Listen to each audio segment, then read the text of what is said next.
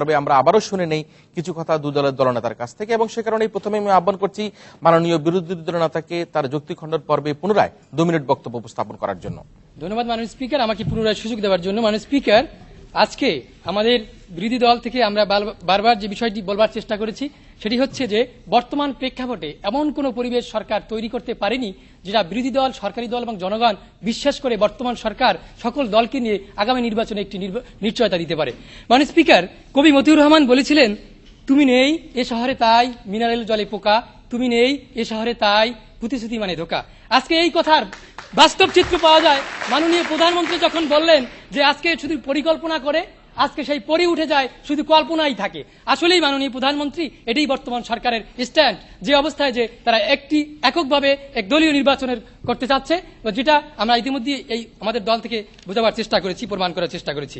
মাননীয় স্পিকার, তিনি তার বক্তব্যে বলেছেন যে চলমান প্রেক্ষাপটে সংলাপ, নির্বাচন কমিশনের স্বাধীনতা এবং প্রধান বিরোধী দলের দাবি দেওয়া সরকারের অবস্থান নিয়ে। মাননীয় স্পিকার, এই বিষয়গুলোতে সরকারি দল এবং সরকারের প্রধানমন্ত্রী সুস্পষ্টভাবে প্রমাণ করতে ব্যর্থ হয়েছে যে যদি তারা আজকে এই বিষয়গুলো প্রমাণ করতে পারত তাহলে আমরা মেনে নিতাম যে আমরা আজকে মেনেই নিতাম যে আসলে মাননীয় প্রধানমন্ত্রী প্রস্তাবটি গৃহীত হোক, কিন্তু যেহেতু তিনি এই প্রস্তাবটি প্রমাণ করতে পারেনি এই সংসদে তাই গৃহীত হওয়ার যোগ্যতা রাখে না। মাননীয় স্পিকার, মন্ত্রী বলেছেন নির্বাচনের নিয়ামকের কথা, আজকে আইন শৃঙ্খলার পরিস্থিতির কথা বলেছি, নির্বাচন কমিশনের কথা বলেছি। মাননীয় স্পিকার, নির্বাচন কমিশন যখন বলেন সে নারায়ণগঞ্জে সেনাবাহিনীর অসত্যের প্রকাশের পরে যে নির্বাচনে কোনো গোলযোগ হলে তার দায়িত্ব নির্বাচন কমিশন নেবে না, তখন মাননীয় স্পিকার বোঝা যায় এই মেরুদণ্ডহীন একেবারে নির্বাচন কমিশন দিয়ে সত্যিকার একটি নির্বাচন সম্ভব নয়।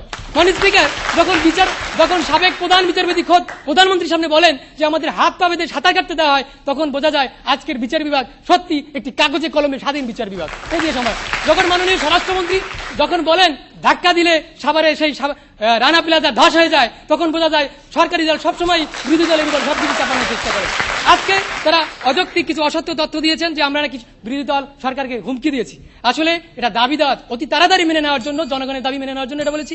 আমরা সেই মনে আছে আজকের সেই যোগাযোগ মন্ত্রী অক্সিজেন বন্ধ করে দেওয়ার কথা বলেছিল, আমরা লগি বৈঠকের কথা বলে যাইনি, আমরা সেই বিষয়ে বলতে চাই না। সুতরাং আজকে সবশেষে যে বিষয়গুলো মাননীয় স্পিকার, যে সরকার আইন শৃঙ্খলার কথা বলি, বিচার বিভাগের কথা বলি, আজকে সরকারি দল বিরোধী দলের যে আস্থা অবিশ্বাসের জায়গা সেটা আমরা 95-র চেয়ে কমেনি বরং বেড়েছে। সুতরাং এই পরিস্থিতিতে মাননীয় প্রধানমন্ত্রী যে প্রস্তাবটি করেছেন এই বর্তমান প্রেক্ষাপটে এই সংসদে গৃহীত হওয়ার কোনো যোগ্যতাই রাখে না, তাই এই প্রস্তাবটি যেন গৃহীত নয় এই ধন্যবাদ জানিয়ে এই অনুরোধ রাখি আমি আমার বক্তব্য শেষ করছি। ধন্যবাদ মাননীয় স্পিকার, ধন্যবাদ সবাইকে।